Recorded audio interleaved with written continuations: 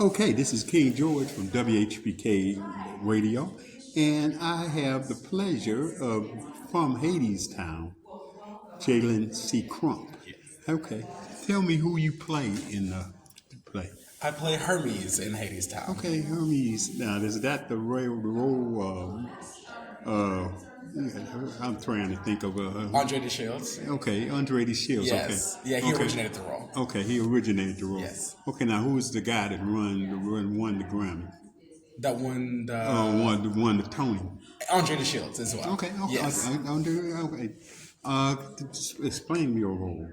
My role is essentially the messenger god, the god of communications, the god of taking people to the above ground to the underworld, and yeah, also act as the narrator for the story. So the story is basically told from my point of view. Okay, so you're constantly on stage. Yes, I'm on stage the whole show. Okay, so did you audition?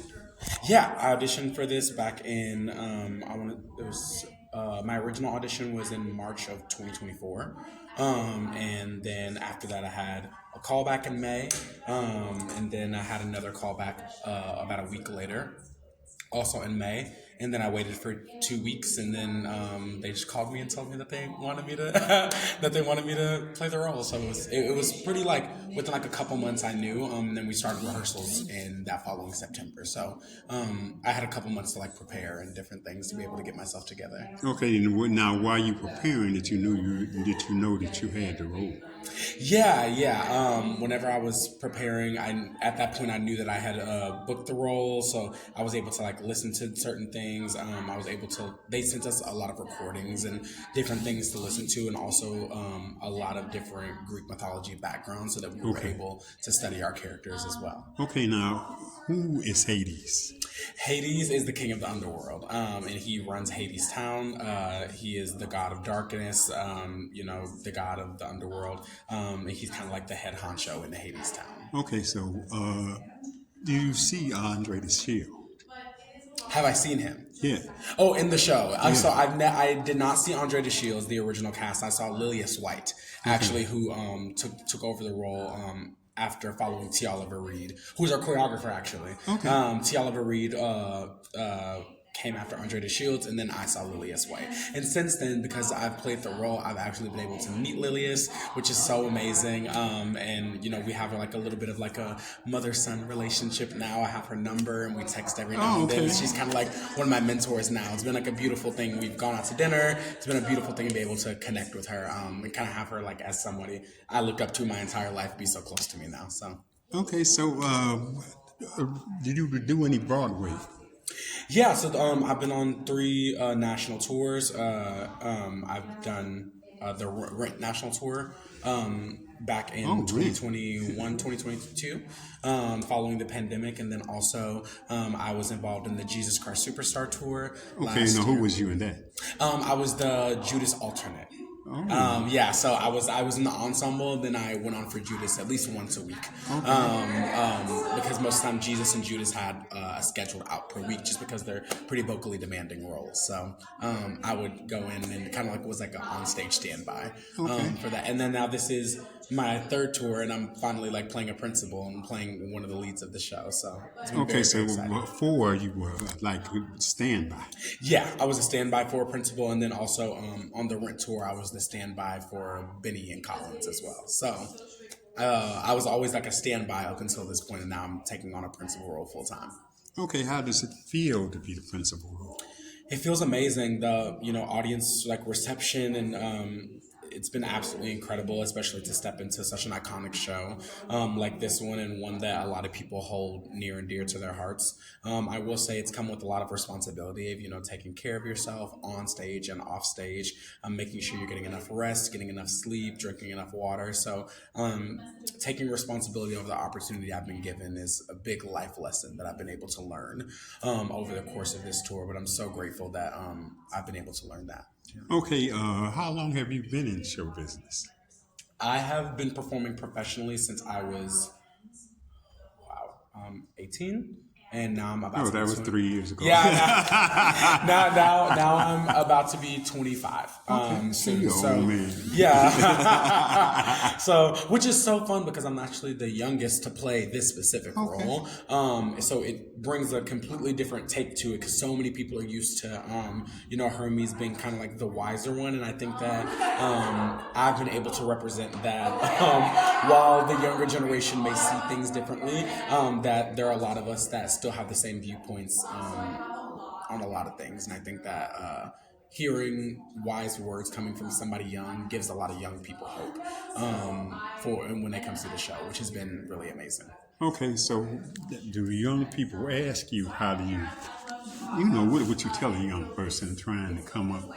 Yeah, I would tell them to just absolutely just be yourself. And I know that sounds so cliche, but it is just such an amazing thing that nobody is like you, nobody is born like you. Everybody is their own individual person and brings their own individual spirit. And also just, hard work beats talent, and talent does not work hard. So just know that you can have all the talent in the world, but you still have to have those building blocks and push. And that's what I like to tell people. My career so far, like I said, I was just a standby. I won't say just a standby. Standbys are very important, but I was a standby for a couple years. I would go on for the lead every now and then, but it was those building blocks to be able to build up to the place that I am now. So just I always tell people you don't have to rush anything. Time is not our friend, but also at the same time, you do have as much of it as you want to, as long as you're taking care of yourself and you take advantage of the time that you have. Okay, what would your younger self say about you? Oh my gosh, I think that my younger self would think I'm so cool now. I think that if my 12-year-old self saw myself now, I would think I was so cool, which is crazy.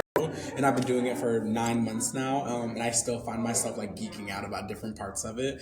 But I will say that I feel like I, as my younger self or myself now, I never pictured my life being the way that it is now. I come from, I'm originally from Texas. I come from small town Texas. I come from a city right outside of Dallas called Midlothian, which has a population of maybe 8 to 10,000 people. It's not super huge. I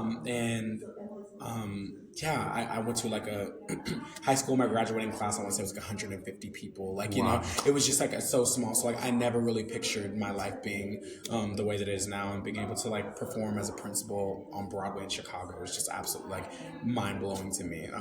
So I'm very grateful. Okay, I ask this question of everybody I interview, thespian, singer, actor. When did you feel that you got the paradigm shift that no matter what I do, I may be a policeman, I may be a teacher, but what I want to do is be an actor? I think that the shift for me was my very first musical, honestly. My sophomore year of high school, the first musical I ever did was You're a Good Man, Charlie Brown. Okay. And I had grown up singing in church, and I had grown up dancing and different types of things, doing miming in church and different types of things, but I had never integrated all through. I knew about the feelings and emotions that come with dancing and singing, but I had never mixed all three. And doing that made me realize, I think, at such a young age, that I was I want to do this for the rest of my life, and I'm going to make this happen for myself. And I'm just, like I said, so grateful that, I've been able to work hard, and the opportunities that have been able to fall onto me have been very, very fruitful of the hard work that I put in. Okay, so Hadestown, it's CIBC Theater. Mm-hmm. How long will you be here? We are here from May 6th to May 18th. Okay, so what is your feel of Chicago? I'm sorry? What is your feel of Chicago? Oh my gosh, I love Chicago. I've been here a couple times before. It reminds me a lot of New York in a way. I live in New York now. It reminds me a lot of New York in a way.